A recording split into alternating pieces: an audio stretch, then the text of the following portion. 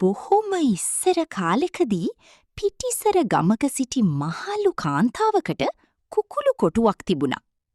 කුකුළු කොටුවක් බලා කියාගන්න එකත් පහසු වැඩක් නෙවී.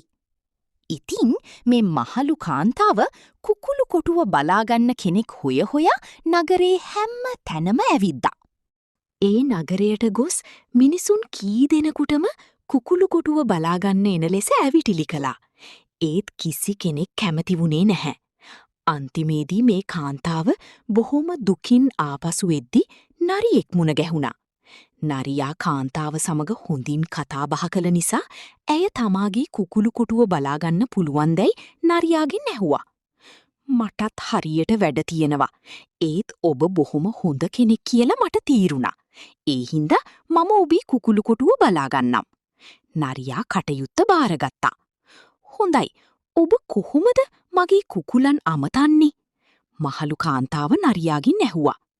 මගේ පුංචි යාළුවනේ කියලා උන්ව අමතන්නම්. නරියා කිව්වා. ඔබ බොහොම හොඳ කෙනෙක්. මම ඔබට කුකුළු කොටුව බලා ගැනීම පවරනවා. මගේ කුකුල් පැටව් ඔබට බය වෙන්නේ නැහැ. මහලු කාන්තාව නරියා එක්කගෙන ගිහින් කුකුළු කොටුව බලා ගැනීම නරියාට බාර දුන්නා. දිනපතා කුකුලන්ට කෑම බීම දී රාත්‍රියට ඔවුන් ආරක්ෂා කිරීම නරියාගේ රාජකාරිය වුණා. නරියා සේවයට ගැනීමෙන් පසු මහලු කාන්තාව කුකුළු කොටුව දිහාට ගියේවත් නැහැ. ඇයට ඌ ඒ තරම්ම විශ්වාසයි.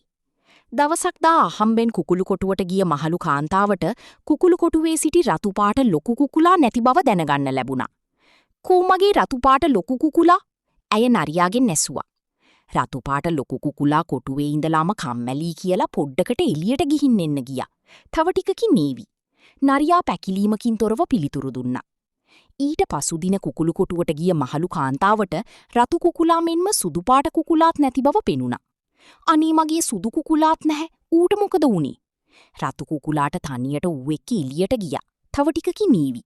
නරියා වහා පිළිතුරු දුන්නා.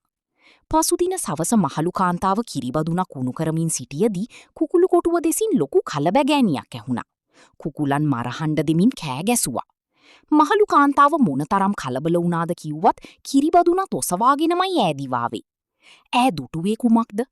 නරියා කුකුලෙක් බෙල්ලෙන් අල්ලා ඩැහැගෙන එළියට එන ආකාරයයි. මහලු කාන්තාව කීන්තියෙන්ම උණු කිරිබදුනෙන් නරියාට දමා ගැසුවා.